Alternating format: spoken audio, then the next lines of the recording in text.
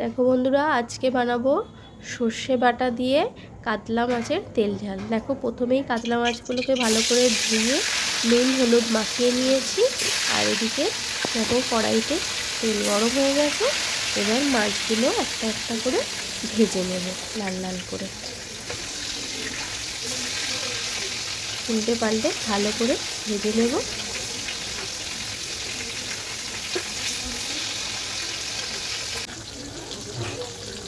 বন্ধুরা, এইভাবে এই কাতলা মাছের তেল ঝালটা বানিয়ে খাবে, দারুণ লাগে বন্ধুরা খেতে।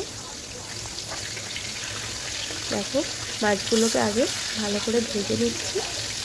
একবার ভাজা হয়ে গেছে, আবার দ্বিতীয়বার আবার ভেজে নিচ্ছি। আবারও দিয়ে দিলাম, আবারও ভেজে নিচ্ছি।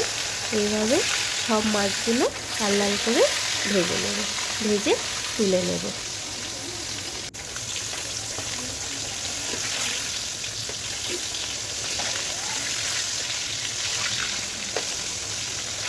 দেখো, মাছ ভাজা আমার কমপ্লিট হয়ে এসেছে।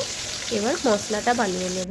এতে দিয়েছি সর্ষে আর কাঁচা লঙ্কা, দু রকমের সর্ষে দিয়েছি আর কাঁচা লঙ্কা দিয়েছি, ভালো করে পেস্ট বানিয়ে নিয়েছি। এবার ওর মধ্যেই দিয়ে দিচ্ছি হলুদ গুঁড়ো আর কালারের জন্য লাল লঙ্কার গুঁড়ো, আর দিয়ে দিলাম লবণ।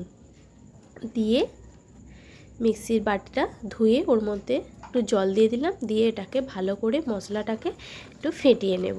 ফেটিয়ে নেওয়ার পরে দেখো, কড়াইতে তেল একদম গরম হয়ে গেছে। এবার ওর মধ্যে চিড়ে রাখা কাঁচা লঙ্কাগুলো দিয়ে দিলাম। দেওয়ার পরে যে মশলার পেস্টটা তৈরি করে রেখেছিলাম সেটাও ওর মধ্যে দিয়ে দেব, দিয়ে ভালো করে নাড়াচাড়া করব। নাড়াচাড়া করতে করতে দেখবে তেলটা ওপরে ভেসে আসছে। তো তেলটা ওপরে ভেসে আসছে মানে মশলাটা কষানো আমার রেডি হয়ে গেছে। এবার ওর মধ্যে দিয়ে দিলাম একটু উষ্ণ গরম জল, দিয়ে আবারও নাড়াচাড়া করে নিলাম। করার পরে যখন ঝোলটা ফুটে আসবে তখন ওর মধ্যে দিয়ে দেবো ভেজে রাখা কাতলা মাছগুলো। সব মাছগুলোর মধ্যে দিয়ে দেব, দিয়ে একবার নাড়াচাড়া করে নেব। নাড়াচাড়া করে নিয়ে একটুখানি ফুটতে দেব।